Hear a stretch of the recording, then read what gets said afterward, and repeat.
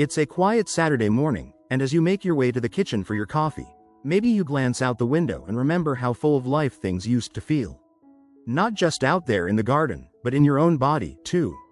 You might be wondering why, even though you're doing everything right, eating better, taking your walks, seeing your doctor when you should, some days, you still feel a little sluggish. Maybe there's a nagging sense that your circulation just isn't what it used to be, or perhaps intimacy doesn't feel as connected or satisfying as before. If that resonates, let me tell you, you're far from alone. I remember a patient. Let's call him Bill. Bill's in his early 70s, always had a twinkle in his eye, but lately, he just hadn't been feeling like himself. He'd popped by my office and, after a bit of small talk, he finally admitted something he'd been holding in for months. He said, "Doc, I'm not sure what's happened. Things down there don't work like they used to, and honestly, I feel embarrassed even bringing it up." It took a lot for Bill to share that, and I know many men, and their partners, have these worries but often don't know where to turn. That's exactly why today's conversation matters. If we haven't met, I'm Dr. Nolan Easton. I've been a men's health specialist, specifically a urologist, for more than 3 decades now. Over the years, I've listened to thousands of men and couples share their stories, sometimes shyly, sometimes with humor, always with a sense of hope that things can get better. And they can. Today, I want to share the 4 most common self-pleasure mistakes that I see draining circulation and intimacy after 60. More importantly, I want to help you understand how you can make small, meaningful changes to reclaim not just physical function, but genuine connection and confidence. Why am I focusing on this?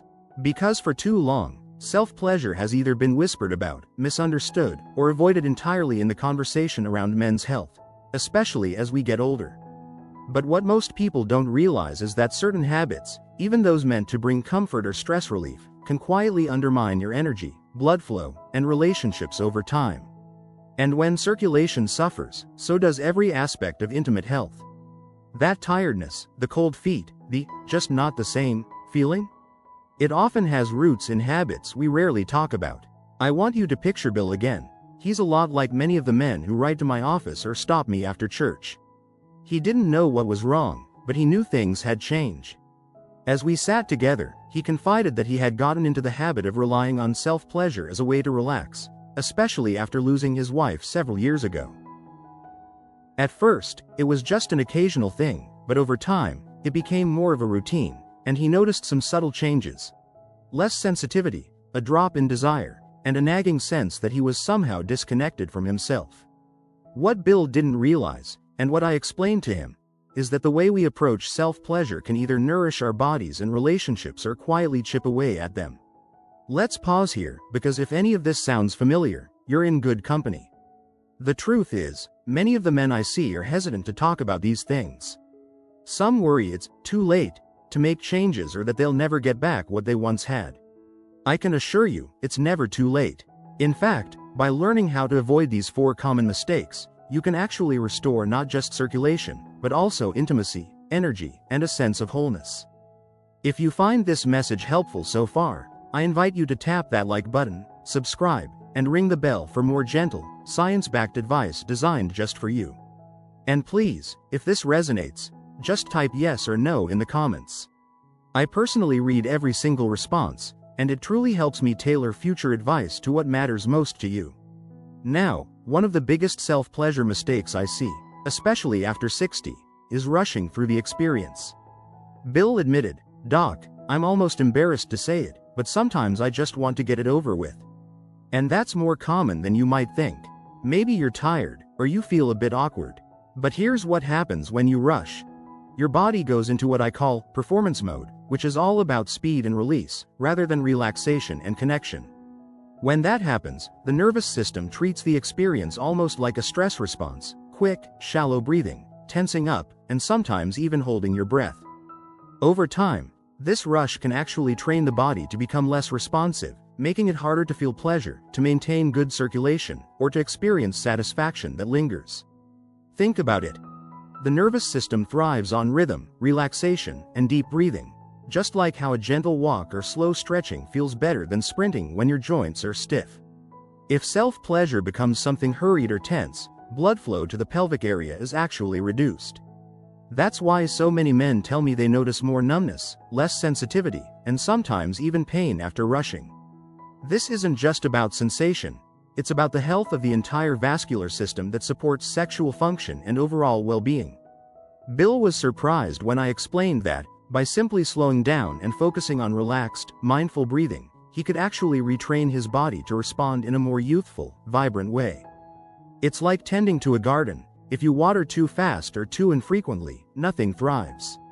But with regular, gentle care, the roots grow stronger.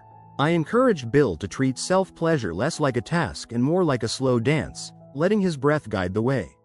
Within a few weeks, he reported not only better sensation but more energy and a feeling of satisfaction that carried into other parts of his life.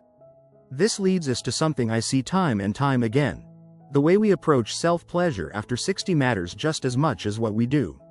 It's not about shame or guilt, it's about honoring the body's natural rhythms and supporting healthy blood flow. And when circulation is supported, every part of our health, physical, emotional, and relational, gets a lift. You may notice you sleep better, have more energy for your hobbies, or feel more open to connecting with your partner or even yourself in new ways. I want to take a moment to remind you that you're not alone on this journey. Whether you've been experiencing these changes for a while, or you're just beginning to notice some differences, you have options. There's real hope. If what I'm sharing feels helpful, please remember to like, subscribe, and drop a simple yes or no in the comments below.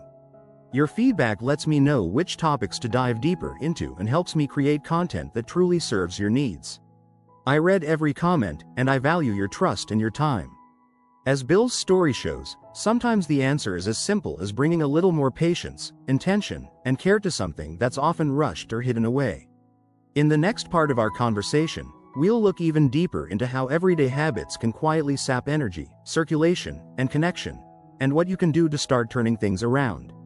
Remember, you deserve to feel vital, connected, and fully alive, no matter your age. Let's continue right where we left off, with Bill's story as a gentle reminder that positive change is always possible, no matter your age or starting point. When Bill and I first started talking about self-pleasure, his worries weren't just about sensation or performance, they went deeper. He told me that he sometimes felt more alone after, rather than relaxed or fulfilled. This feeling isn't unique to Bill. Many men, especially after 60, find that what once brought relief now sometimes leaves them feeling tired or even disconnected. That's why understanding the next mistake is so important, using self-pleasure purely as a stress relief or distraction. You see, the pressures of daily life don't magically disappear as we age. Sometimes they even pile up. Health changes, loss of a partner, children moving away, or simply the adjustment to retirement.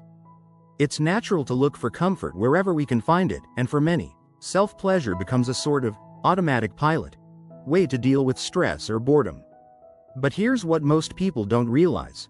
When we use self-pleasure as a tool to numb, distract, or push away uncomfortable feelings, we can actually set up a cycle that drains both our physical and emotional energy. Bill shared with me, "Doc, I guess I just got into the habit.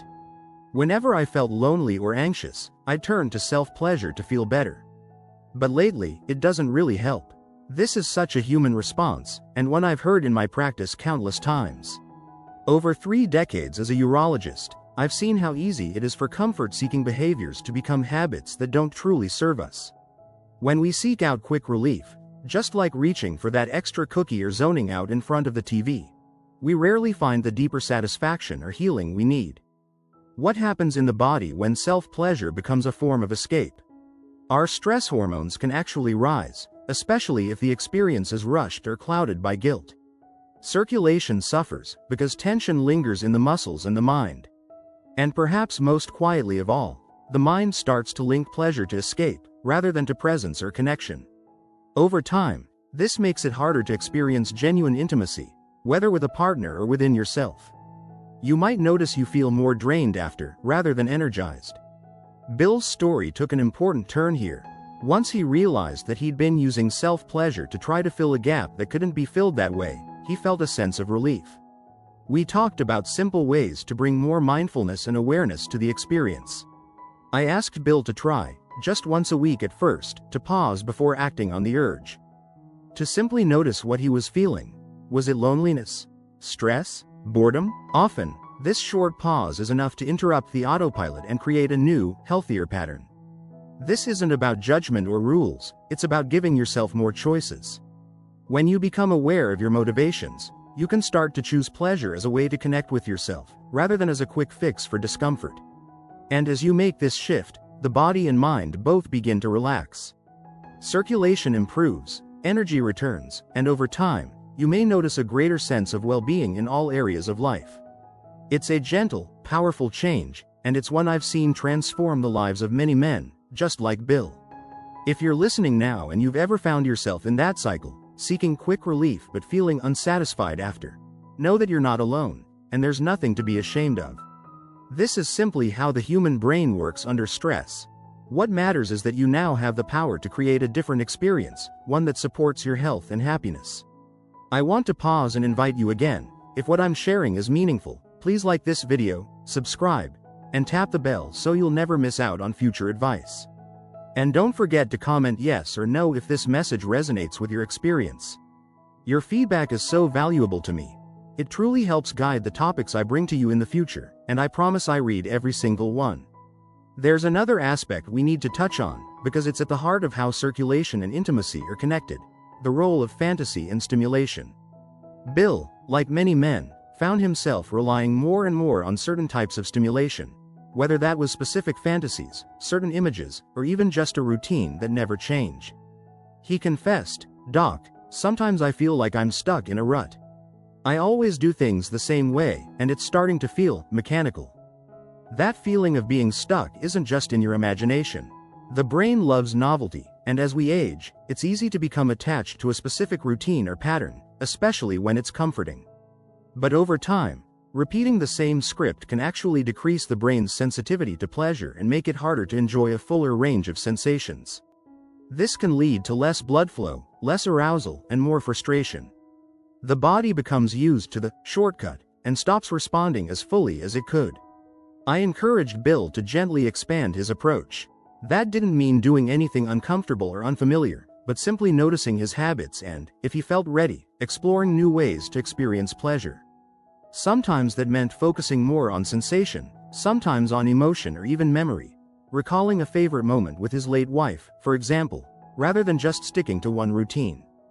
Over time, Bill began to rediscover a sense of curiosity and playfulness that he hadn't felt in years. His energy improved, and he found himself feeling more connected, not just in the bedroom, but in daily life. I can't tell you how many men and women have shared with me that the smallest shifts, a new focus, a slower pace, a different kind of touch, can open up a world of renewed intimacy and satisfaction. And yes, this is true even after 60, even after 70 or 80. Your brain and body are capable of positive change at any age. As Bill's story shows, the journey isn't about perfection or rules. It's about exploring what makes you feel alive, connected, and satisfied. When you choose presence over autopilot and curiosity over routine, you invite your whole self back into the experience. This, in turn, supports healthy blood flow, increases energy, and restores the intimacy that many thought was lost. If you haven't already, I encourage you to hit that like button, subscribe, and tap the bell. And please, add your yes or no in the comments below if these insights speak to your experience. Your voice truly helps me shape future videos that are meaningful for you and this wonderful community we're building together. Remember, no matter your age or past habits, it's never too late to rediscover connection, pleasure, and the energy that comes with feeling truly present. In my decades as a doctor, I've seen firsthand that these small, mindful changes can ripple out into every area of life, from better sleep and sharper thinking, to stronger relationships and a renewed sense of purpose. As Bill discovered, it's not about doing more or trying harder, it's about doing things differently, with greater care, presence, and curiosity. These are the steps that help restore not just physical health, but emotional vitality and intimacy as well. As our conversation deepens, I want you to know that each step forward is a real act of courage, and that it's perfectly normal to have questions or even mixed feelings along the way. Bill certainly did. There were times he worried that perhaps he'd waited too long to make changes, or that the spark he once knew was simply gone for good. But every time we talked, I reminded him, and I want to remind you, that your body, mind, and spirit are all capable of adapting and healing at any age. And when we address the most overlooked self-pleasure mistakes, real transformation becomes not just possible, but probable. One of the most subtle, but surprisingly common, mistakes is ignoring the importance of aftercare and recovery. Aftercare isn't a term you'll hear thrown around often, but it's essential, especially as we get older. In the past, maybe you could bounce right back after any activity, but our bodies change, and so does what they need from us. Many men over 60 tell me they don't feel as refreshed or restored after self-pleasure. Instead, they sometimes feel more tired, a little achy, or even emotionally flat. This is not a personal failing. It's a natural result of missing out on gentle, nourishing recovery time. Bill confessed, "Doc, I always thought it was just something you did and then got on with your day.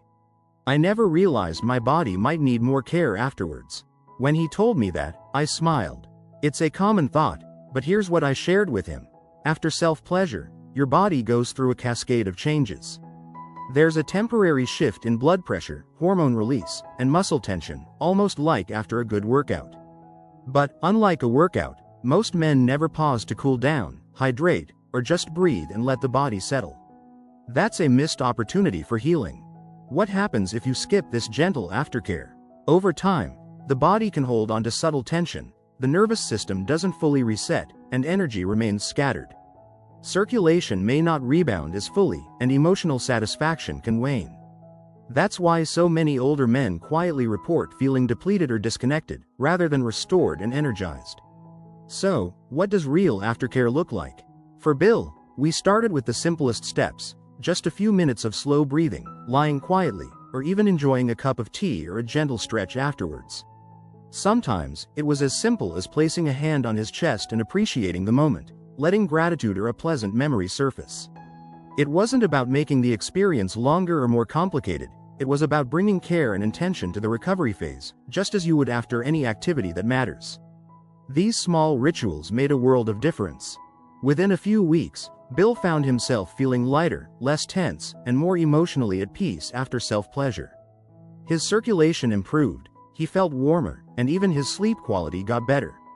And perhaps most importantly, he stopped feeling ashamed or secretive about his needs, because he was treating himself with the same compassion he would offer to a friend. That's something I wish for each of you. Let's pause a moment. If this advice feels helpful or if you see yourself in Bill's story, I hope you'll like this video, subscribe, and tap the bell so you can stay up to date with my future insights. And please, don't forget to comment yes or no below if this message resonates. Your honest feedback isn't just appreciated, it's essential. I read every comment, and it shapes what I share in this space.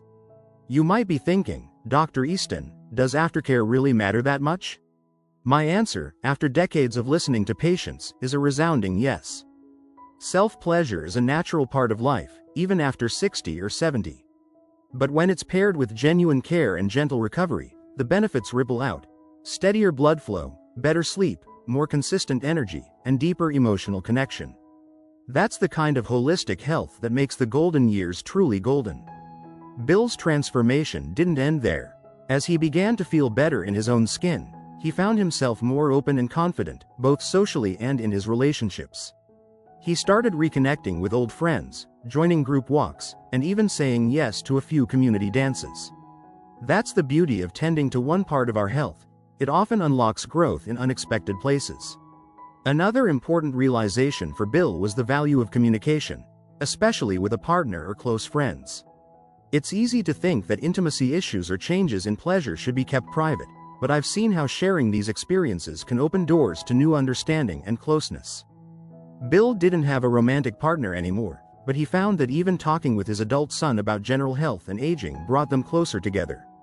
Sometimes, simply voicing what you're going through lifts a burden and makes room for new solutions or support.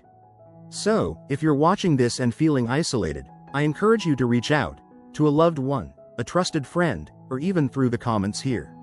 Your journey matters, and you don't have to walk it alone. This community is here to support you, and I'm honored to be part of that support system. Please like, subscribe, and join the conversation if you haven't already. Every time you do, you're helping me create a space where real, caring advice can reach those who need it most. One more gentle reminder. There's no such thing as a perfect way to take care of yourself. Some days, you might slip into old habits. That's okay. The most important thing is that you come back to self-compassion, to curiosity, and to the simple belief that every day offers another chance to nourish your body and your spirit. Even Bill, after months of steady progress, had setbacks. The difference was that he no longer judged himself for them. Instead, he looked at each new day as an opportunity, not an obstacle. I hope Bill's journey is a reminder that small, intentional changes can add up to big improvements over time. I see this in my practice every day, men and women reclaiming not just their energy, but their sense of purpose and connection, sometimes after decades of feeling lost or alone. That's why these conversations matter. They're about more than just circulation or intimacy.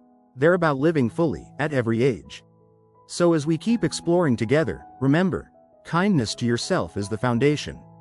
Whether you're working on slowing down, shifting your focus, or tending to aftercare, know that your efforts are worthwhile and noticed. If you're finding value in this conversation, please like, subscribe, and tap that bell for more. And leave your honest yes or no in the comments below. Your experience helps guide what I share and, together, we can help others walking a similar path.